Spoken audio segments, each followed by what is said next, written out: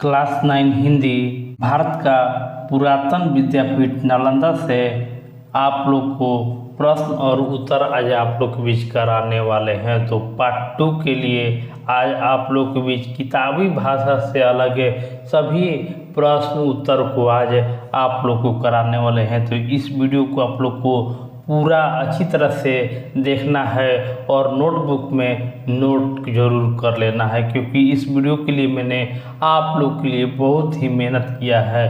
तो इस चैनल को आप लोग सब्सक्राइब जरूर कर लीजिएगा। तो शुरू है, देखिए आज का वीडियो। पहला क्वेश्चन है, नालंदा की वाणी एशिया महाद्वीप में पर्वतों और समुद्रों के उस पार तक फैल गई थी। इस वाक्य का आशय स्पष्ट कीजिए।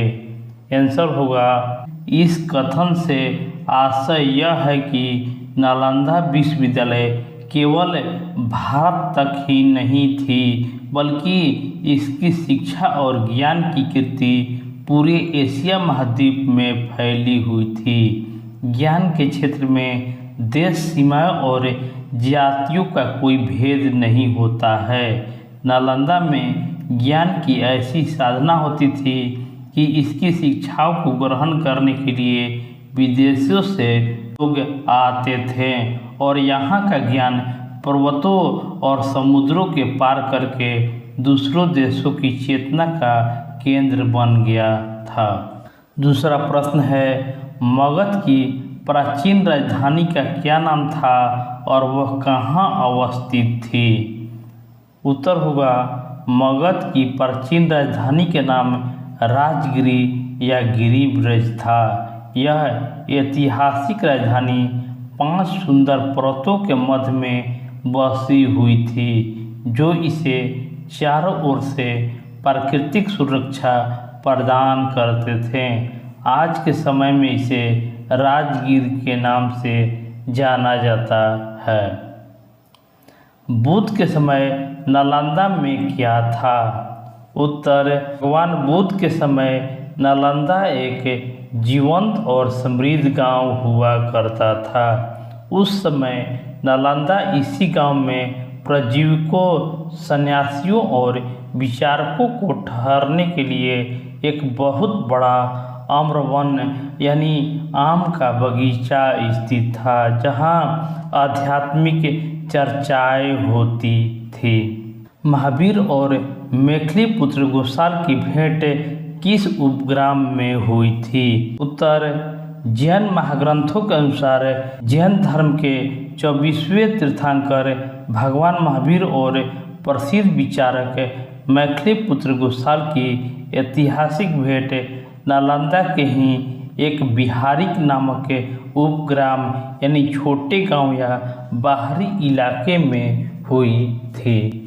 महावीर ने नालंदा में कितने दिनों का वर्षावास किया था?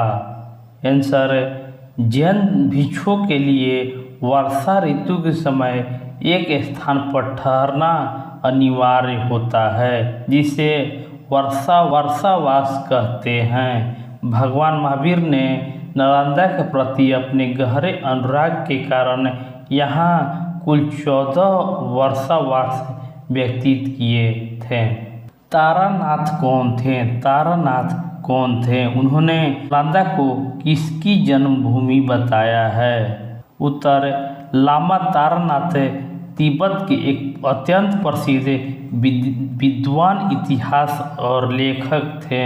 उन्होंने अपने ऐतिहासिक विवरणों और ग्रंथों में नालंदा को भगवान बुद्ध को प्रमुख बुद्धिमान शिष्यों में से एक सारिपुत्र का पवित्र जन्मभूमि बताया है। 7वां प्रश्न है, एक जीवंत विद्यापीठ के रूप में नालंदा कब विकसित हुआ?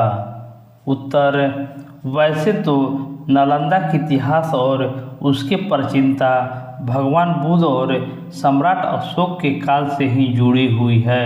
यहाँ धार्मिक गतिविधियाँ होती थी, परंतु एक प्राणवंत और पूर्ण रूप से विश्वविद्यालय या विद्यापीठ के रूप में नालंदा का वास्तविक विकास गुप्त काल लगभग 4वीं-5वीं शताब्दी के दौरान शुरू हुआ था। फाहियान कौन था? वे नालंदा कब आए थे? उत्तर, फाहियान चीन के एक प्रसिद्ध बौद्ध यात्री था। बौद्ध यात्री और भिक्षु थे जो बौद्ध ग्रंथों की खोज में भारत आए थे।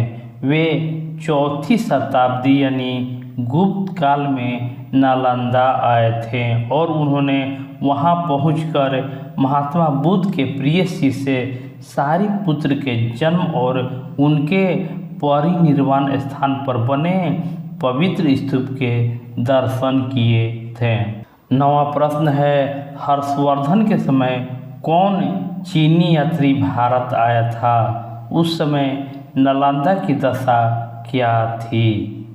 उत्तर, सम्राट हर्षवर्धन के शासनकाल के दौरान 7वीं सदी में प्रसिद्ध यात्री ह्वेन-त्सांग भारत आया था।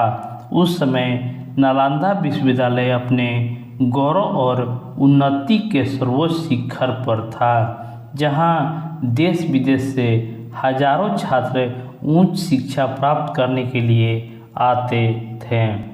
10वां प्रश्न है, नालंदा के नामकरण के बारे में किस चीनी यात्री ने किस ग्रंथ में आधार पर बताया है?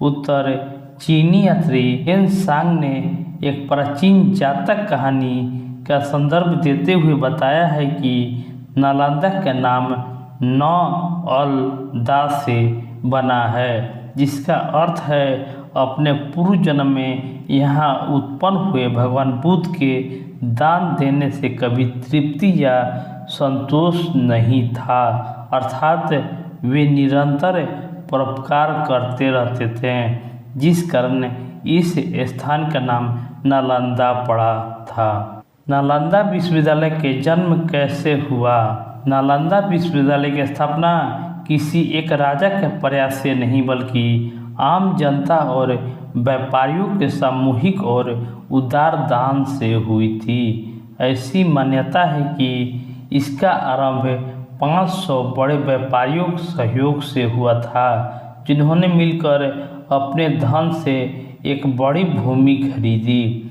और उसे लोक कल्याण के लिए भगवान बुद्ध को दान में दे दिया था। 12वां प्रश्न है, यशोवर्मन के शिलालेख में वर्णित नालंदा का अपने शब्दों में चित्रण कीजिए।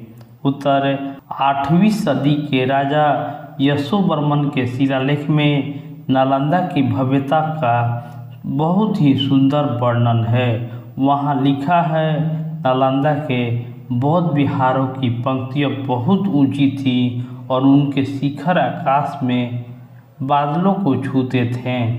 इन भव्य भवनों के चारों ओर नीले और साफ पानी से भरे तालाब थे, जिनमें लाल और सुनहरे कमल तैरते थे। बीच बीच में घने आम के बगीचे शीतल छाया प्रदान करते थे।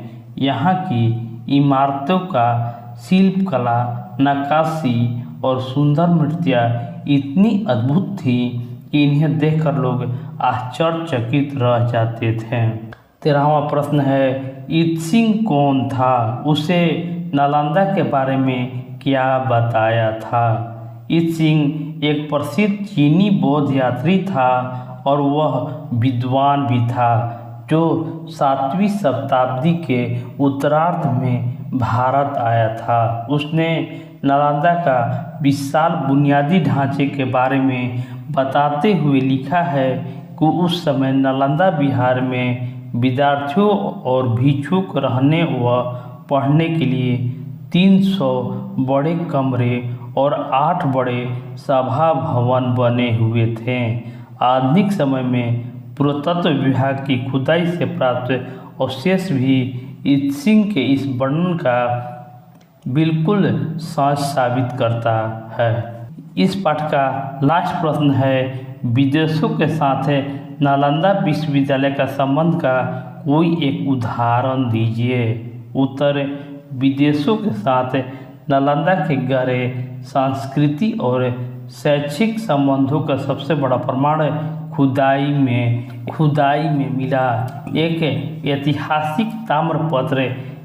इससे पता चलता है कि स्वर्ण द्वीप वर्तमान सुमात्रा इंडोनेशिया के सलेश वंश के सम्राट श्री बालदेव पुत्र ने मगध के राजा पालदेव के पास अपना दूत भेजा था। उन्होंने प्रार्थना की थी कि सुमात्रा के सम्राट की ओर से 5 गांव की पूरी आमदनी, नालंदा विश्वविद्यालय के रख रखाव, भिक्षुओं के भोजन, कपड़ों, चिकित्सा और धार्मिक ग्रंथों की कॉपियाँ तैयार करने के लिए दान में दे दिया जाए।